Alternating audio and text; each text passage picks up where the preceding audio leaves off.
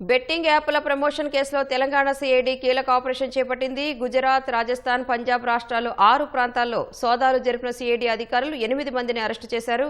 మరింత సమాచారం మా ప్రతినిధి నాగార్జున అడిగి తెలుసుకుందాం. నాగార్జున, సిఐడి కీలక ఆపరేషన్కు సంబంధించి వివరాలేంటి? బెట్టింగ్ యాప్ లో ప్రమోషన్ చేసినటువంటి వ్యవహారం అప్పుడు తెలంగాణలో కొంత ఆందోళన కలిగించింది. దీంతో పాటుగా అటు విశాఖపట్నంలోనూ కేసులు అయ్యాయి. దాంతో పాటు ఇక్కడ మియాపూర్, పంజాగుట్ట, సూర్యాపేట ప్రాంతాల్లో కూడా ఈ బెట్టింగ్ యాప్ ప్రమోషన్ వ్యవహారం మీద కేసులు అయినాయి. అప్పుడు కొంతమంది ఇన్ఫ్లుయెన్సర్ల మీద కూడా కేసు నమోదు చేసింది.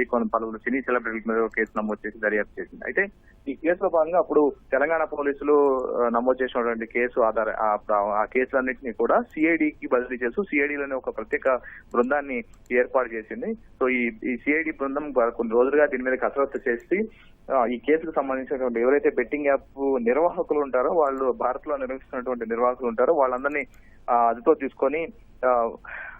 తీసుకునేందుకు అక్కడ గుజరాత్, పంజాబ్, రాజస్థాన్ 3 ప్రాంతాల్లో మొత్తం 3 రాష్ట్రాల్లో 6 చోట్ల సోదాలు చేసి మొత్తం 8 మందిని అరెస్ట్ చేసింది. వీళ్ళంతా కూడా 3 టీములుగా పనిచేస్తూ ఒకళ్ళు బెట్టింగ్ యాప్ ప్రమోషన్ చేసే వ్యవహారం ఒకళ్ళు, తర్వాత బెట్టింగ్ యాప్ నిర్వాహకులు, తర్వాత వచ్చిన డబ్బుని ఇతర హవాలా రూపంలో ఇతర విదేశాలకు పంపించేటువంటి వ్యవహారాన్ని చూసుకున్నట్టుగా గుర్తించారు. వీళ్ళందరినీ ఇక్కడ స్థానిక కోర్టులో హాజరుపరిచి హైదరాబాద్ తీసుకున్నాను. హైదరాబాద్ తీసుకొచ్చిన తర్వాత వాళ్ళని ఇక్కడ రిమాండ్ చేసి మరొకసారి కస్టడీలో తీసుకొని విచారించనున్నారు. సో అప్పుడు బెట్టింగ్ యాప్ ప్రమోషన్ చేయడం ద్వారా ఎవరైతే ఇన్స్టాగ్రామ్ లో ఇన్ఫ్లుయెన్సర్లు, ఇతర సినీ సెలబ్రిటీలు బెట్టింగ్ యాప్ కు సంబంధించినటువంటి ప్రమోషన్ చేయడం ద్వారా కొందరు చాలా మంది ఇదే నిజమైన నమ్మి చాలా మంది అందులో బెట్టింగ్ పెట్టడం, కొంతమంది లక్షల్లో కోట్లలో నష్టపోవడం, కొంతమంది ఆత్మహత్యలు చేసుకోవడం, కొంతమంది జీవితాలు నాశనం అవ్వడం ఇదని జరిగింది. కాబట్టి సో అప్పుడు ఈ తెలిసి కొంతమంది సెలబ్రిటీలు దీన్ని ప్రమోషన్ చేసామని కొంతమంది స్వారీలు చెప్పగా, కొంతమంది మేము ప్రమోషన్ చేయలేదని చెప్పారు. సో వీటన్నిటి మీద నిగ్గు తెలిసేందుకు అసలు దీని మీద కీలక సూచనలను అరెస్ట్ చేసేందుకు అప్పుడు తెలంగాణ సిఐడి లో ప్రత్యేక విభాగాన్ని ఏర్పాటు చేశారు. వాళ్ళంతా ఒక ఎస్ఓపిని తయారు చేశారు. కొన్ని రోజులుగా కసరత్తు చేసి ఇందులో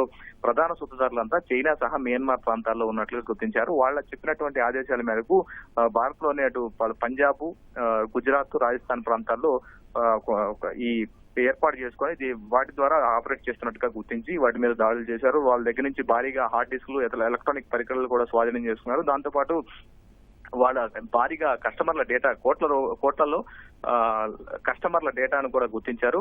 ఎవరైతే వీళ్ళని సంప్రదించాలో వాళ్ళ డేటా, ఫోన్ నెంబర్స్, ఇతర వివరాలు కూడా డేటాలో ఉన్నట్టుగా తెలుస్తుంది. వాటిని స్వాధీనం చేసుకుని ఈ రోజు హైదరాబాద్ కు చేరుకొని ఇక్కడ రిమాండ్ చేసే అవకాశం మనకు కనిపిస్తుంది. సో ఇది చాలా కీలకమైనటువంటి ఆపరేషన్ అని చెప్పాలి. ఎందుకంటే దేశవ్యాప్తంగా వీళ్ళు కేవలం తెలుగు రాష్ట్రాలు, తెలంగాణనే కాదు, ఏపీ, తెలంగాణలో చాలా మందిని కూడా మోసం చేశారు. దేశవ్యాప్తంగా కూడా వీరి మీద కేసులు ఉన్నట్లుగా తెలుస్తుంది.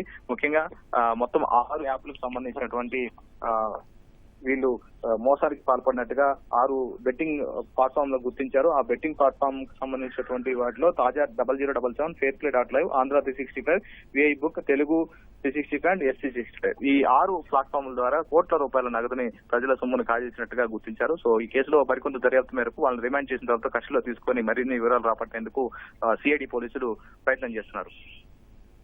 ధన్యవాదాలు నాగార్జున.